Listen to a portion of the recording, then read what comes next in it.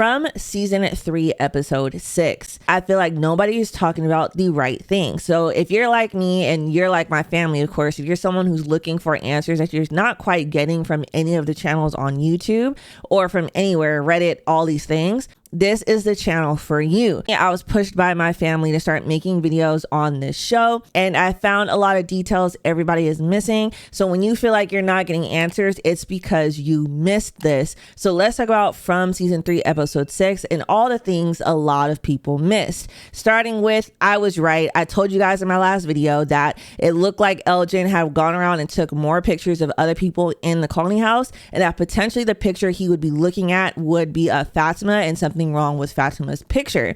And I was right. That's exactly what happened. ELGIN had a picture of Fatima, and in the background, he saw the Japanese lady ghost. Now, we know that we're being set up for a potential connection, not only between what ELGIN has been seeing, ELGIN's dreams, and this ghost with Fatima, Fatima's baby, and this body of water. Now we are also knowing that all of this could potentially be connected to the village that we found, because I believe the body of water that ELGIN was referring to was not the Brundles, but it was actually the lake by the village. We also know later on that Jade calls this village a settlement, and he calls all these wooden statues wards. All of this is connected. I even have to point out that Randall was sculpting what looks like to be one of these wards.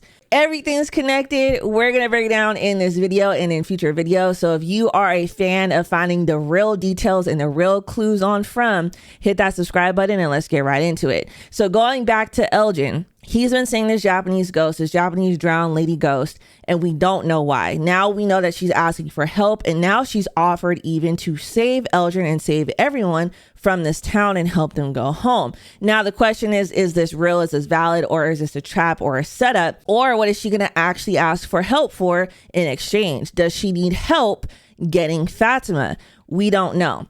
But I want to point out a detail that everyone missed. So season 2, when ELGIN is talking to Sarah in the church, ELGIN mentions that his grandmother liked to knit owls, and it was always owls, never anything different. Knitting small owls specifically, but in general small animals, is a Japanese cultural practice that was popularized at the start of the 1970s in America. I also have to point out that owls have a lot of symbolism, including as protectors of the home in Japan, which a small owl figurine can be placed in the entrance of a home to ward off evil spirits and bring good luck.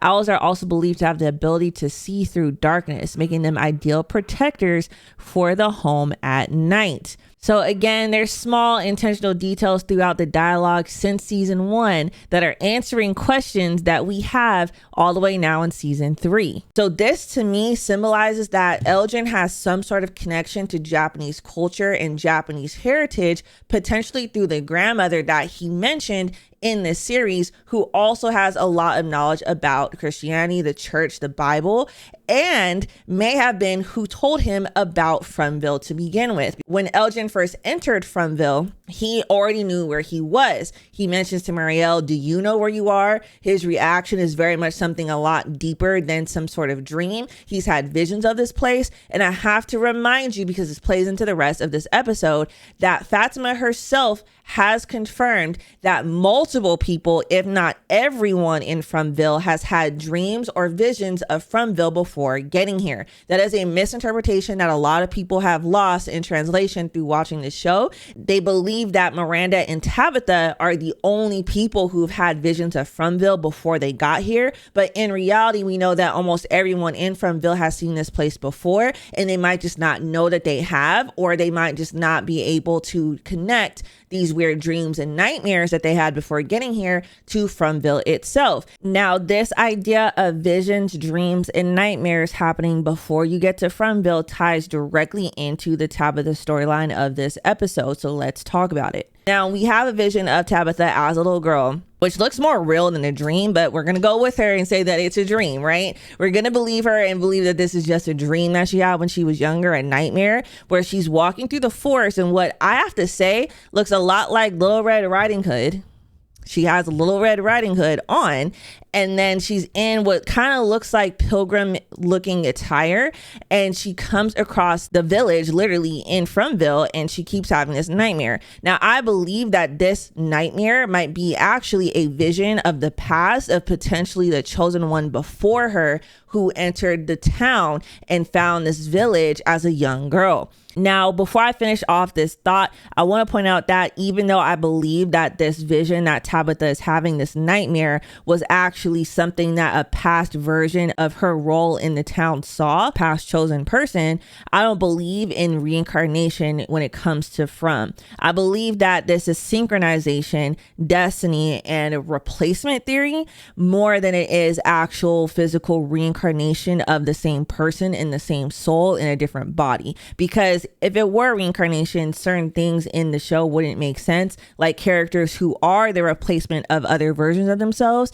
even though the past version of themselves is not dead, i.e. Jim and Victor's dad and Victor and Ethan, right? And that would then mean that reincarnation theory would not work in this sense, but synchronization, replacement, and having a destiny you have to fulfill, and if you don't fulfill it, it gets fulfilled by another, is a strong theory that a lot of people are not actually familiar with. And so they're seeing this happen and seeing this play out, and they're running with the more popular theory in pop culture, which is reincarnation. Now, this young girl came across whatever beast is in the village, and whatever this thing that we have been seeing has been tapping on the cabins, which we'll probably see interact with the people in the next episode who went to go get the other food. Now we can go right into the storyline of Jade and Tabitha. Now we have seen that Jade himself has gone not only to the original bottle tree, the original bottle far away tree that we saw Tabitha go through, but we now know that he finally understands that there are other trees in the forest, including the other bottle tree that Sarah and Boyd found. I have to believe too that there's probably more than just those bottle trees in the town. There's probably more. Again, in my last video, but breaking down the last episode, I talked about the difference between the bottle trees, the far away trees, and the bottle far away trees. There's actually 3 different types of trees. Some trees are simply far away trees, some trees are simply bottle trees, and then there's the bottle far away tree, which I believe there's probably 3 of them across all of Fromville, which is what is being symbolized by all the roots that are crossing in the symbol that Jade has been seeing amongst the children. Again, it's all starting to be connected. Now, when it comes to the actual numbers in these bottles, this is going to be very important for us, which is probably why they're not showing us all of the numbers so that we ourselves can do our own research between episodes and try to figure out what's going on. Now, however, I have to believe that because these specific numbers were the ones shown in the lighthouse, and these specific numbers are the ones that look like dates, these are probably the most important numbers out of all the numbers in the bottle tree.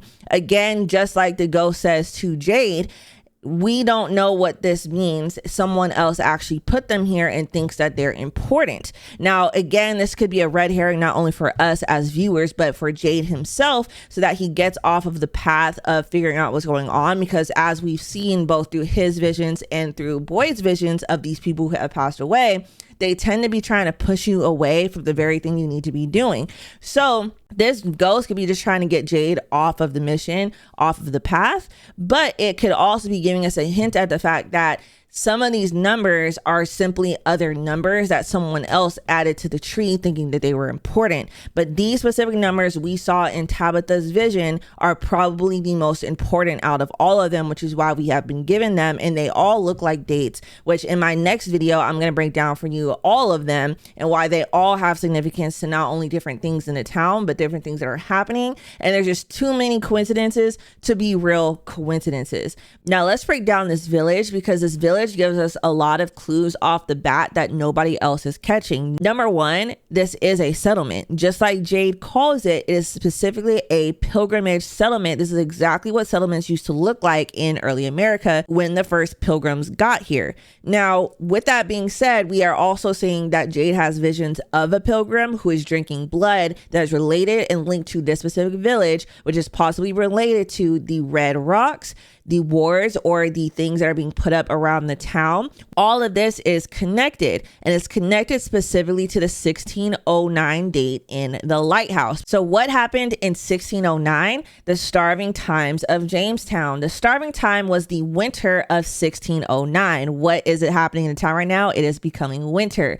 Now, this colony, which was started by a large ship called the Sea Venture that shipwrecked on the island of Bermuda, with supplies that were supposed to go to other colonies in America. Now, they were faced with not only a combination of dwindling food supplies, but an order by Native Americans that the warriors should attack any colonists or livestock found outside the fort. What does this sound like? What the creatures did in episode 1. Now, throughout the winter, they were struggling. They ended up having to resort to cannibalism. Starving settlers dug up dead corpses out of graves to eat them, and others licked up the blood which had fallen from their weakened fellows. What does that sound like? It sounds like what Fatima did in season 3, episode 3.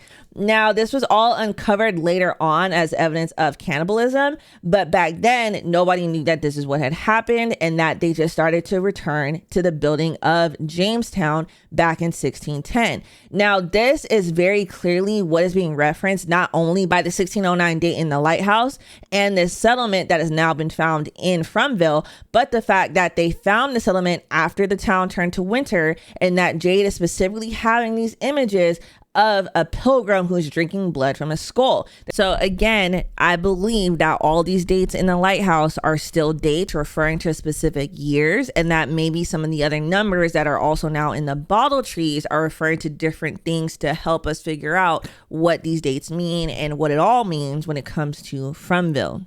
Now we need to talk about Fatima. We finally got what we were waiting for, a big, hard answer on what's going on with Fatima, and that is she is not actually pregnant. Now, I have to point out that in order to get a false pregnancy test and not be pregnant, there's actually a couple of different ways that this can happen. Number one, with being ill and having some sort of illness in your body that is attached to your reproductive organs, it can cause you to produce the hormone that causes pregnancy tests to be positive. Another way that this can happen is through a phantom pregnancy, aka what is really a miscarriage that happens early. So you were pregnant and it just didn't follow through. So you were still producing the symptoms and the hormones of pregnancy with basically a baby that did not make it, right? So a baby that would not appear.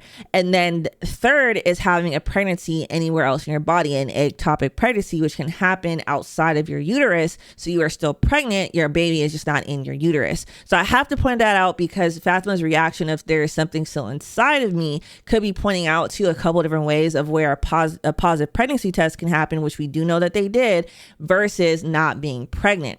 Now, I want to believe that with all of that being said, that Fatima is just simply not pregnant and she's actually turning into one of the monsters, and that she is the one person from our cycle who is going to become one of the monsters in town. All of this evidenced by what we've already seen. I've talked to you about how ELGIN and Fatima and his dreams are connected to this lake of tears, this body of water that he saw in his dreams and visions before being in Frumville, which I believe is the lake by the settlement, which we know the settlement is directly linked to cannibalism in history, 1609, pilgrims, all of that, which then could be directly linked to Native American lore, Wendigos, and how Wendigos were people basically who resorted to cannibalism and then turned into these night creatures, these monsters, which is what we're seeing in Frumville. And then on top of that, now that we know Fatima is not only eating decomposing vegetables and fruits, but is also now resorted to being attracted to the blood of a person, she could potentially be turning into one of these things. Now, all of this is a guess based off of clues, dialogue, background, history, and the things that they're hinting at. So do not run with this thinking that, things can't change or be different and these writers can't be writing anything that they want, because again, it's the same writers of Lost. So we could be going anywhere. But I believe that that's where the storyline is leading. Fatima would be turning into one of these things, and Boyd will have to make a choice by the end of the season based off her future and Ellis's future, as well as the health of the town and the safety of the people in it. we'll see where this goes. Now, the last important storyline of this specific episode is the Victor storyline. Now, we see that Victor and his father do end up going down into the tunnels in order to get Jasper. Now, it's important to point out that we have now more information about Jasper and Christopher, as we know now that in Victor's vision, when he sees Jasper talking to Christopher, Jasper was specifically telling a story about this place. Now, again, I have to remind you that Victor's mom also said that everything is a story. We're seeing a bunch of different stories that have a lot to do with what's going on in the town, stories that are being told in childhood that are being directly linked to different things in the town. And now we're seeing that Victor says that there's a story about this entire place. Now, when Victor goes into the tunnels to get Jasper, we see that he comes across one of these monsters who tells him that if you keep coming down here, it will make you stay. I do not believe that this means that Victor keeps coming down here all the time and anything like that. He probably has been down here before when he was alone just to see what was going on, because as we know, Victor did explore a lot of Fromville while he was alone. However, I just believe that because he's gone there like twice now within the last season, which is really like by timestamps in the actual show, less than 2 weeks apart from each other of him going down in those tunnels. I just believe that it was playing at that like he keeps going down there and it's not as spaced out as it feels because we're waiting for seasons. Victor's dad finding his wife's scarf down there, which we also have to remember Tabitha found that suitcase down there as well, is hinting at the fact that Victor's mom and a lot of her stuff has been taken down there, as well as all of these random objects related to different people. Could be from anyone, but specifically that scarf stands out to me. And I see a lot of other channels saying that, oh, the scarf being down there means that Victor's mom is potentially alive. I don't believe that she's alive. I believe that we've been confirmed that Victor's mom died that day because he found her body outside of the tree. However, this could be hinting at the fact that Eloise is still alive. Eloise might have took his mother's scarf and ended up somewhere else in the town, ended up in those tunnels after going through the faraway tree, as we've seen Victor has done before. And this scarf could be hinting at the fact that Eloise is somewhere still alive in Fromville and doesn't know where she is, or is stuck somewhere and needs to go somewhere. Maybe she's stuck in the tunnels like the monster is hinting. So last but not least, tying up the loose ends of the entire episode, we do know that Randall is starting to fish a little bit more about what the others have felt, seen, or are thinking about when it comes to their cicada dreams. I believe spurred by the fact that he has been seeing the cicadas again, and that this is not over. The cicadas never left. Whatever had them down there, where they were, which I believe that's a really intrinsic detail. He says, you know where we were. Where were they? Like, what was this place? Is there more that they remember than any three of them are willing to talk about or say? And hopefully we start getting more answers about what really happened to them in their cicada comas, because that can answer a lot of questions for us about what the cicadas actually are, what happened to Martin, if Martin's storyline is even over, because I don't believe Martin has gone anywhere either. And we'll see how this continues to play out. But otherwise, I hope you guys enjoyed this video. I will be breaking down more videos. My dates video is coming this week. I'll also talk about who the man in yellow potentially is and more details that I found, especially in earlier seasons, as the show continues. I hope you guys like this video. Hit that subscribe button and I'll see you in the next one.